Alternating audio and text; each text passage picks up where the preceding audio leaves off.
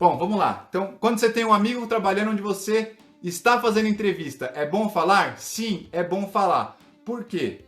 Porque as empresas têm um código de ética e normalmente as empresas até antecipam esse tipo de questão. Se você vai fazer processos online, hoje em dia a maioria é assim, já tem lá assim, indicação, você conhece alguém que trabalha na empresa? Você tem relacionamento com alguém na empresa? Você já trabalhou com alguém, fornecedor ou cliente que presta serviço ou já prestou para a empresa? Então esse tipo de pergunta ela é de praxe e quanto mais transparente você for na entrevista, melhor é. Agora eu vou dar uma dica também. Por que você tem que ser consistente naquilo que você faz?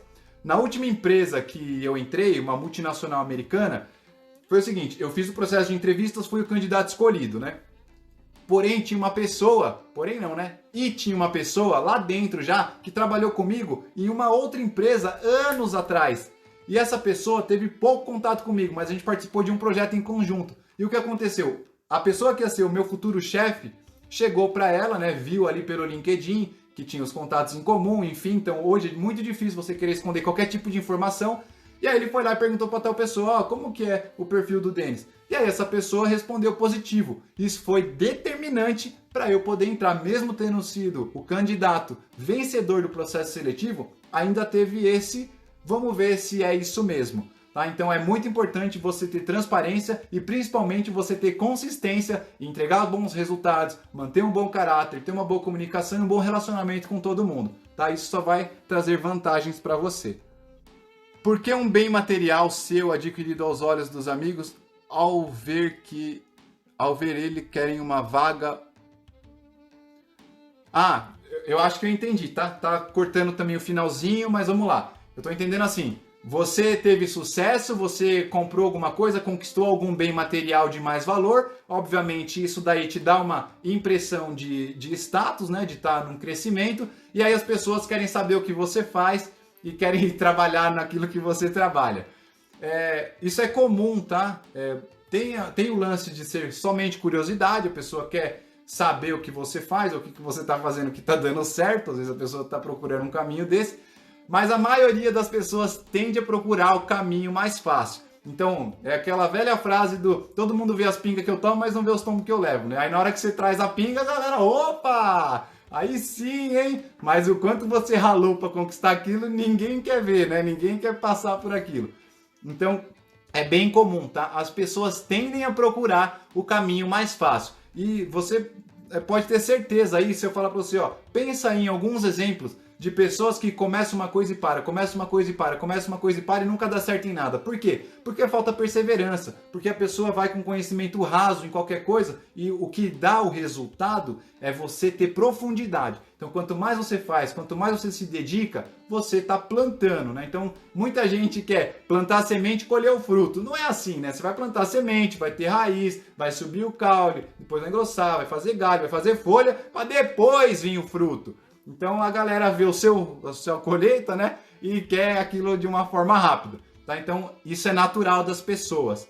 E não sei aí se vale a pena você manter ou não. Você tem que entender se é um sentimento de inveja, isso daí pode ser um pouco negativo. Lembrando que você é a média das 5 pessoas que você mais convive. Então, se você tiver uma pessoa que aí é chamado olho gordo, eu falaria para você tomar cuidado. Mas se é uma pessoa que somente quer ser curiosa ali também, às vezes não tem muito problema, tá? Mas é isso daí, muitas vezes as pessoas só querem o caminho mais fácil. Até o peixe, né? Vamos ver outra aqui. Inglês básico é diferencial em um processo seletivo numa multinacional? Jamais, jamais, jamais. Tudo que você for colocar no seu currículo, você tem que ter bem na cabeça, parar de querer encher linguiça para pôr um monte de informação. Quanto mais dinâmico for o seu currículo, melhor. Vou chegar no inglês, mas toda informação que você coloca lá, você tem que pensar assim, isso daqui me diferencia em alguma coisa? Resolve algum problema para a empresa? Sim ou não? Se a resposta for não, tira do currículo. É melhor deixar sem essa informação do que ficar enchendo linguiça, porque a pessoa perde o interesse para ler aquilo. Então vamos lá, inglês básico. Inglês básico em uma empresa que é nacional, de pequeno porte, ele pode ser considerado ali se você estiver estudando. Por quê?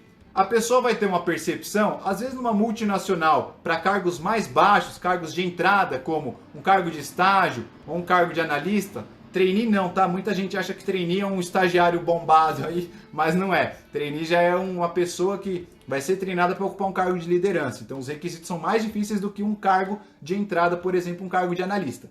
Então voltando aí para o inglês.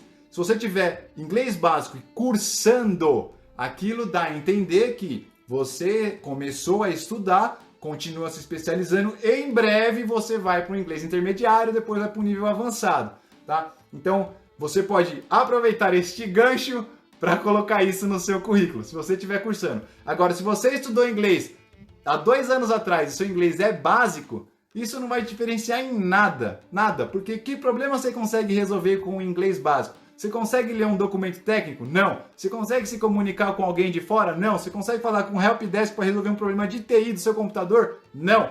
Então, não vale a pena colocar um inglês básico. Isso daí não vai fazer a menor diferença no seu currículo e provavelmente isso daí seria negativo para você. Então, é melhor você não passar por esse apuro e não passar por essa vergonha. Então, você vai ser mais bem visto pelas suas outras qualificações.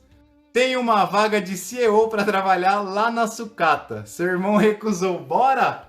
É o que eu falei, ó a indicação aí, galera. Passa seu e-mail, manda no direct, eu te encaminho o currículo e a gente vê isso daí. A gente conversa melhor e alinha as nossas expectativas. Muito obrigado pelo convite aí.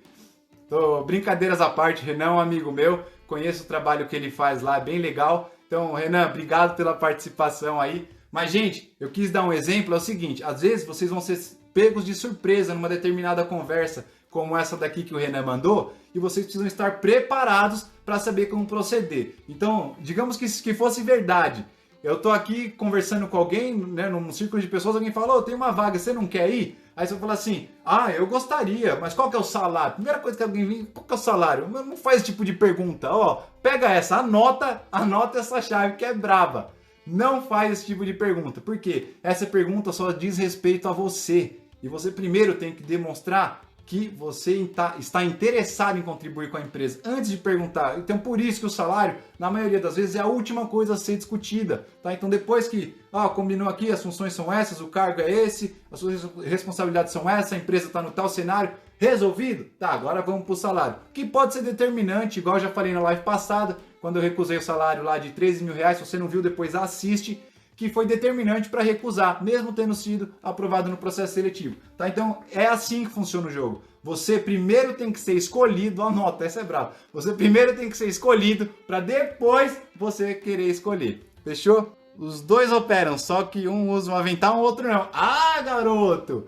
Um usa um avental branco e o mecânico, na maioria das vezes, deveria, né, utilizar um avental azul aí, né? Pelo menos seria o indicado, né? Então, existem também padronizações de avental, pega essa, anota essa chave aí, Quando você está, por exemplo, na indústria, não é indicado você utilizar avental com manga comprida, porque o avental pode enroscar na máquina, causar, inclusive tem vários vídeos de acidentes desse daí, por causa dessa, ou desconhecimento, né?